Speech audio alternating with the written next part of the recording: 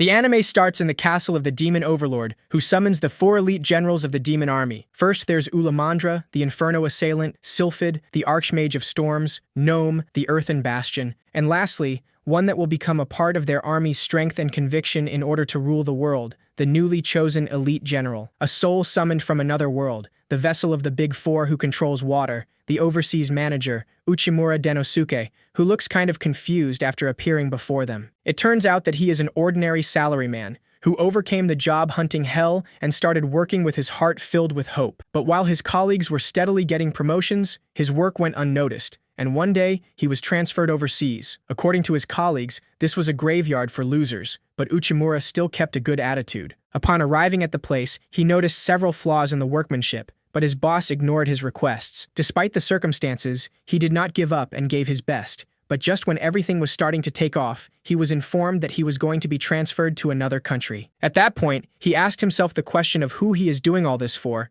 and what he is working his ass off for. Being distracted while walking, he didn't notice a motorcycle coming towards him, which resulted in him getting hit by it, being thrown high into the sky. Right after that, the next thing he knows is that he suddenly appears in an unknown room with powerful entities around him. The demon lord welcomes him using his name and clarifies that he knows him because he is the one responsible for bringing him here. There, he explains that he will be a member of the 4 elite generals, the overseas manager, which makes Uchimura more confused than before. In that moment, the demon lord reads a document where it is detailed that Uchimura was sent abroad after his 5th year, learned the local language, educated the locals, and successfully led the new business. Then it was clear to him, once he read his career records, that he is worthy of his army. Upon hearing that, Uchimura considers that joining a demonic army is almost like leaving his humanity, and that instead of climbing the corporate ladder, it is like falling off of it. Immediately after, the demon lord tells him that he will receive full benefits, and that his salary and authority will be equivalent to that of the department managers of his world. He will be able to choose his subordinates at his discretion, and an office will be provided, but if he declines the offer, he will be sent back to his world, as he has no intention of forcing him to accept. At that point, Uchimura is delighted with everything he is being told, but when the time comes to decide, he remains silent. That is when he starts to remember all the bad things he has been through in his previous job, especially the poor treatment he received. That's why he tells the demon lord that his boss did not value him at all, and he believes there's no need for trash to be working under someone like the demon overlord. Suddenly, the demon lord interrupts him, asking him not to accept the fool's nonsense. Fools only value what they see. They pay no attention to the work done behind the scenes, but he has seen his work, and that's why he wants to bring out his full potential. It is not for anyone to determine whether he's worthless. Only he, the demon lord, can determine that after all, he has called upon him because he needs him. Before he can give him an answer, Ulamandra objects, as she can't fathom how a weak human like him can serve as one of the 4 elite generals, and the same is true for the other 2 members. With that in mind, the demon lord decides to put him to the test, wanting to test his abilities before making a decision. Before Uchimura can say anything, Ulamandra is seemingly very excited about these changes. According to what she heard, humans from another world have special powers, and since she wants to see for herself, the next thing she does is launch herself towards him to give him a powerful kick charged with energy. While Uchimura is scared to death, the demon lord surprisingly saves him before the hit. He points out to Ulamandra that Uchimura has fainted just from the shock, and clarifies that he is a simple human without powers. As soon as they find out about this, they become even more against him joining the Elite Four. Gnome reminds him that the demon army is made up of monsters, so if an incompetent human were to enter a power struggle between demons and demi-humans, he'd be eaten alive immediately. The demon lord agrees with her about the friction between the armies, but that is why he wants him to join. What he expects from Uchimura is not a strong body or a superpower, but his wits. When he comes to, the demon lord informs him that he will give him a fitting exam and tells him the details about it. The demon army wants to make a pact with the surrounding tribes, the salamander tribe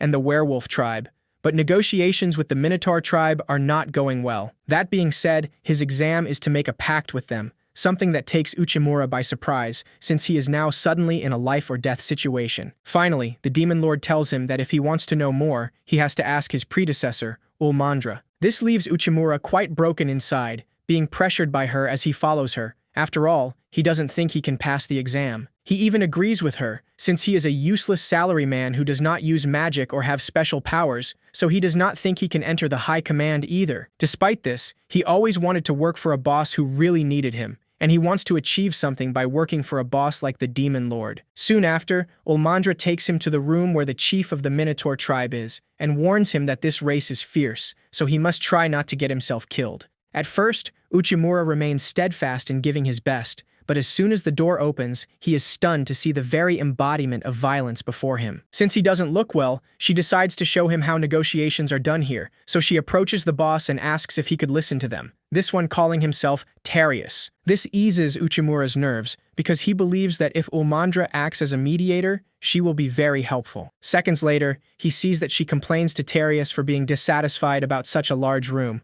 which confirms that she is terrible at negotiating. When the two leave the room, she explains to him that everything was going well in the negotiations with the Minotaur tribe, but when they were about to make the pact, Tarius began to refuse everything and started looking for a fight. Having said that, she now leaves this matter to him to resolve, something that does not amuse Uchimura. After this, he begins to walk around the hallway, thinking that Tarius is a giant beast, reaching the point of doubting that they will even be able to have a conversation. The first thing he does is go to the bar to have a drink and think things over better, though he is aware that if the client refuses to negotiate, this will not go anywhere. That makes him remember that in the past he had a similar situation where the client kept saying no to him, and he was about to give up on the negotiation, but he was able to realize something. Thanks to that experience from the past, he is able to gain confidence in knowing what to do, so he returns to the entrance of the room, and after adjusting his tie, declares that he is going to close this deal. On the other hand, Ulmandra informs the Demon Lord of the situation with Tarius,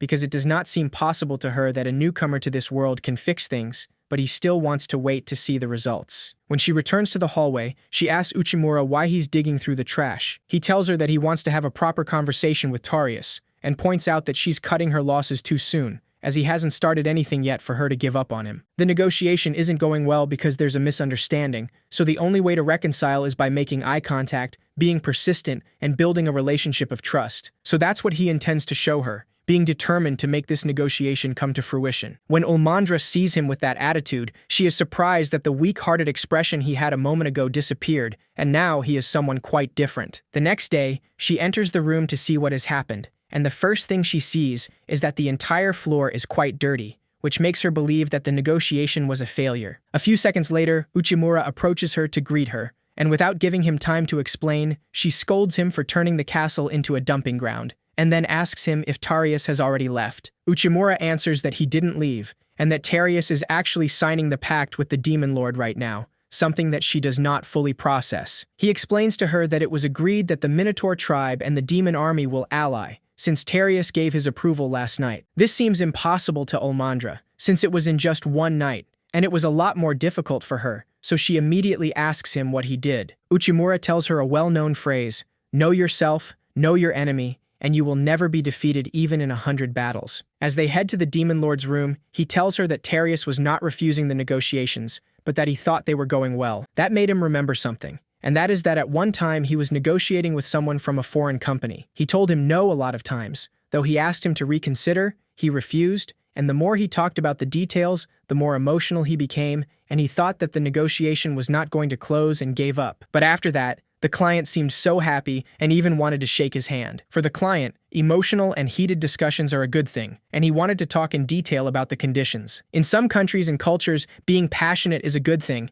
which is where the misunderstanding came from. So when he looked into Tarius's eyes, and they actually talked things over, he told him, and when she told him about breaking off negotiations, he didn't understand a thing. In addition to this, it seems that in his tribe, an act of courtesy is to bring hay to the room where he was staying. He didn't want to break the bed they gave him because of his big body, but they took all the hay out of there. Because of that, he had to sleep on the floor, and he was sleep-deprived. He was upset because he couldn't convey everything he thought in a way that she understood. Hearing that, Ulmandra sees that it was she who didn't make an effort to understand the other person. At that moment, Tarius approaches her to tell her no, because it happened to both of them, and he didn't know it was rude, so he apologizes for it. He then extends his hand to her, to which she doesn't hesitate to shake it and exchange a few smiles, making them stay on good terms. Tarius thanks Uchimura for everything, and after a while, he leaves happily. The Demon Lord speaks to the two of them to confirm once again the talent he saw on Uchimura, and he congratulates him for his good job, welcoming him as a new member of the 4 elite generals. There he asks him to extend his right arm,